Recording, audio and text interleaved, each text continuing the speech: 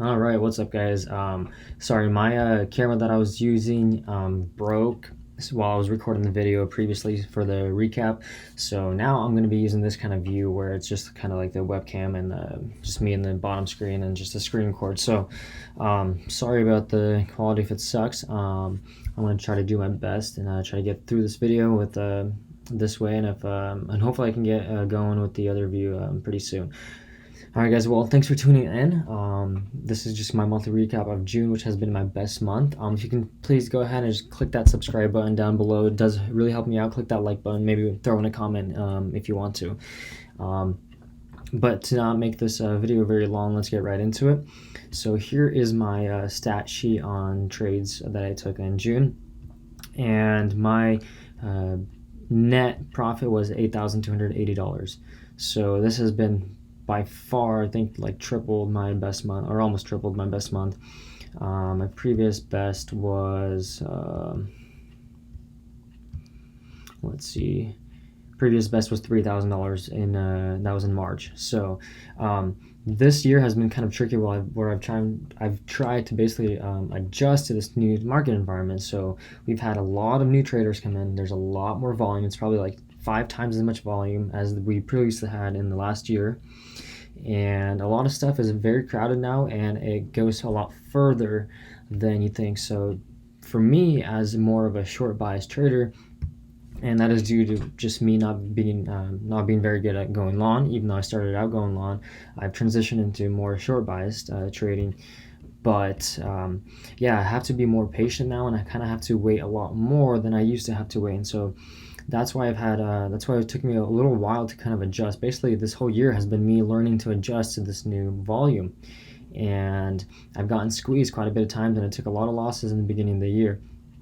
And I learned to cut them out and learn to trade better this month, although I still had a few very, very bad trades that I'm going to go over, as well as some of the good trades that I took, and kind of what to expect that I think going into like summer and the following months. But let's look at my personal stats a little bit for the month. As you can see, I've only had one red day, which was on the 1st, and all the other days were green.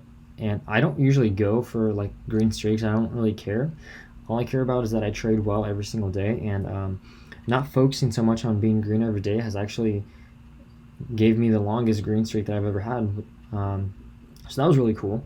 And my loss that on the red day was pretty small, $260 compared to my other green days. So, but if we go to my stats, so my win rate for the month was 92%, so which was absolutely nuts. I've never traded so well. My average winner is about $200, with the percent gain per trade about 17%. My average loser was at about $100, and my average percent loss was at about 10%. So as you can see, I have 2-to-1 risk reward on pretty much my trades, which is pretty good. It's an improvement. I used to be 1-for-1 or maybe even less sometimes in previous months, but I'm really, really excited about my percent gain change. Like this went up dramatically. Like I've never been able to take such huge wins on a short trade, and a big reason for that is because I'm swinging a lot more. So a lot of these runners, what I'm doing is I'm taking them for a few days after their big run, and so I'm able to capture more of the moves. So that's been helping with my bigger gains too. So all right, so let's get into some of the trades that I took. So I did want to mention a huge part in kind of my improvement as trading has been because I've been focusing more on momentum and trend, in a stock, rather than focusing on like a certain pattern, like or extended gap down, first red day or gap and crap, whatever that is. Because what I've noticed is that this year, a lot of there's so much more volume, everything's so much more crowded. There's a lot of fake outs. There's a lot of traps on both sides, and so and I feel like those patterns, just everybody's doing the same thing now, that it just doesn't work anymore. So you'll get a flush in the morning, that as expected, for a first red day, but then it gets bought up and it just squeezes even higher for the next couple days. So, and then it's just, I don't really play like necessarily the pattern and how we used to play them. I'm more looking at like the trend.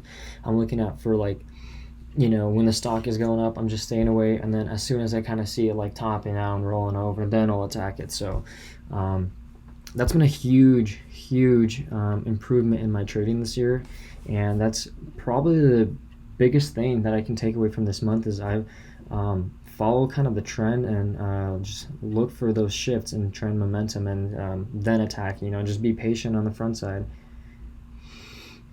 Okay, so let's take a look at a few terrible trades that I took. So UONE, man, that was a killer for me. So if you look at the daily chart, as you can see, huge runner, basically went from $1.50 all the way to $55, like insane mover. Obviously low float, so this is expected. But this absolutely killed me.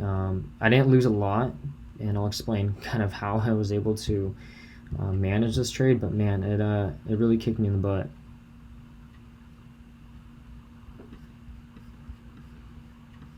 So as you can see here, first day kind of had this run up to like $8-9.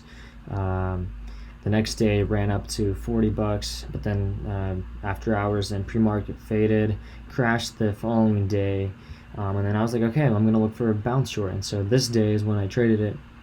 I saw this bouncing, and basically this is really stupid, but this was about 10:30ish is probably when I traded it. So I saw this starting to fail right here, like this lower high, and so I got in here like at $18.50, risking this 20, and I did not think that it was going to break at all. I thought it was going to stop there, but right as it was about to cut, it halted going up, and I got squeezed. And the mistake I did was not cutting it when it came back down to this level, which was a stupid, terrible mistake, because it was a small position. It was a small starter, so like I wasn't down a lot at all.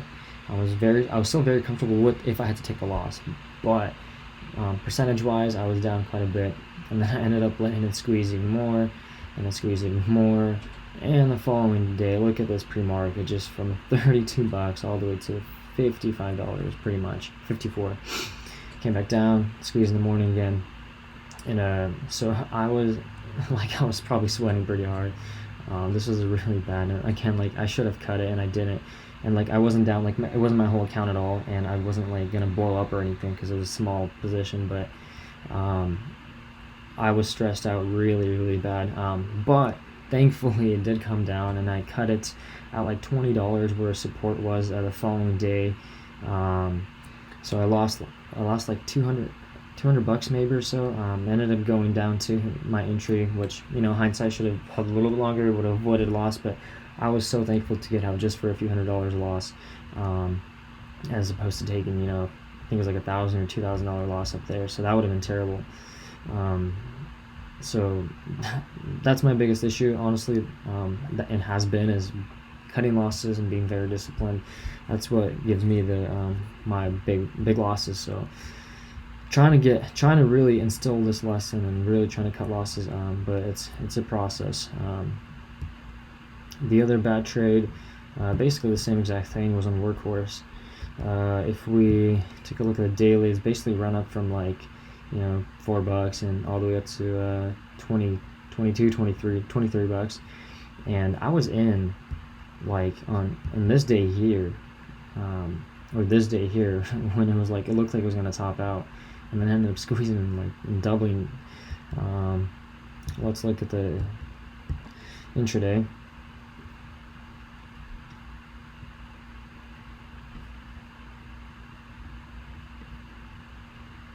What day did I put it?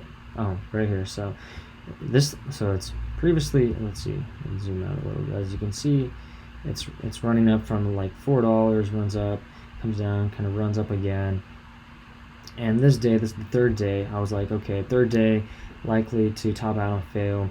I look at this action, it kind of is choppy and just going sideways. So I'm like, okay, this is looking like the top. It's going to probably come back down the following day. So I ended up holding this overnight, only to get only for it to spike in the morning. And instead of cutting my loss, I held, and I ended up getting squeezed and had to cover like later for a pretty big loss. So this sucked, obviously, unfortunately. But again, same thing that I keep doing is not cutting my loss when like it starts to go against me. And that's something I'm really working at in July, is to be able to just restart higher. Like there's no problem to take a paper cut and restart higher as it keeps going and retry. So that's kind of my biggest goal for the end of this, for the rest of this year, really, is to work on my discipline. So that was Workhorse.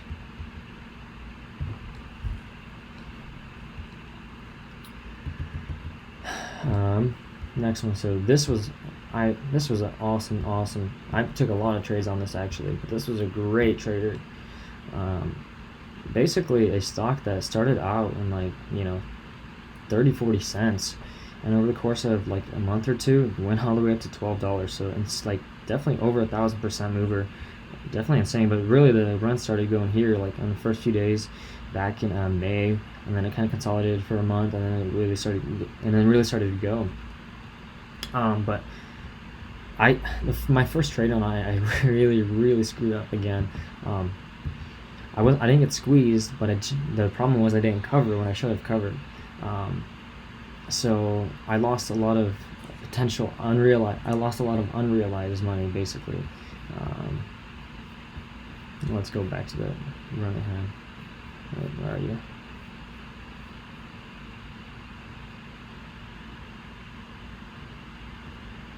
Hold on a sec. Am I not able to go back that far? Maybe not. No, well, let's go to the 15-minute chart then. So it's kind of tough to see on a 15-minute chart, but basically this topped out on this day.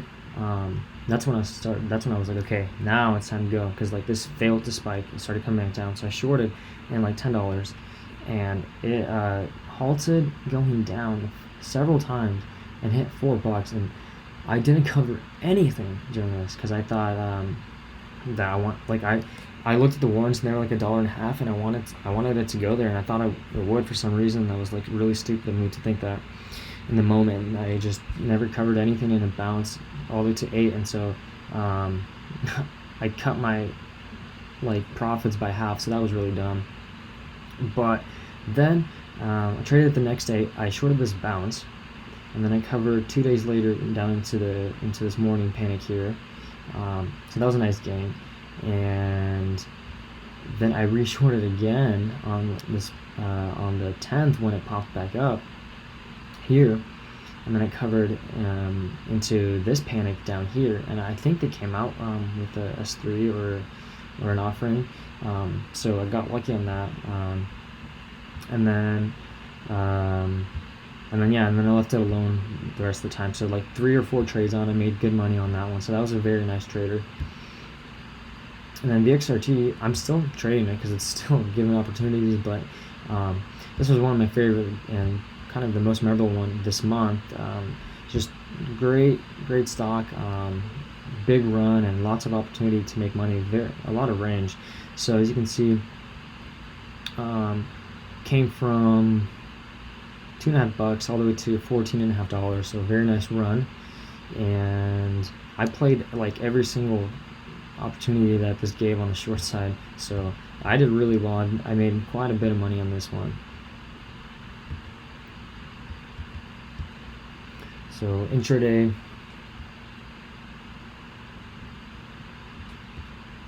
here's the run. Basically play the exact same way I played GNUS. Shorted into this little bounce and held until, actually no, I covered here, and then I reshorted here pre-market the following day, and then I held this overnight, and I covered here, and then it bounced on the 30th, and then I got in short again at 890, and then I held that for several days. It just kind of took a little too long to do anything, and I ended up covering it. Where did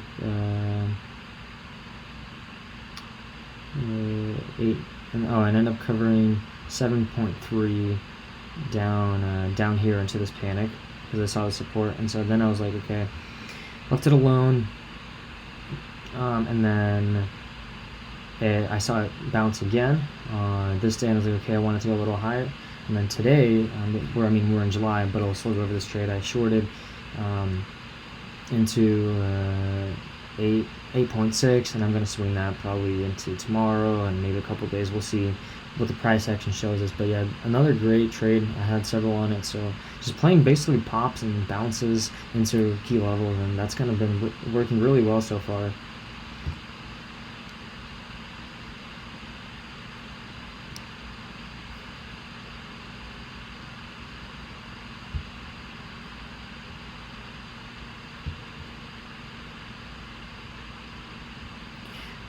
Alright guys, so that's there's a lot more that I did and traded, but just due to timing, I don't want this video to be too long, and but basically that's kind of just a recap of my month. Very, very happy with how I traded. It did take a lot more trades than I usually do. That's also because there's a lot more opportunity, and but I mean, the stats speak for themselves. I did really well. I killed it, and I know I probably won't do the same in July, but I'm just hoping for, my goal is like 5,000. But again, what I try to do every single day is not to really think about the money or the profits. What I try to do is think about trading well and just the process, and not getting in so early, and just being patient, and yeah, just sticking to the plan. So guys, thanks for watching again, and I'll try to do more of these videos. I know I haven't done them in a while. I got really busy, and I wanted to take a break from making videos because they were kind of time consuming.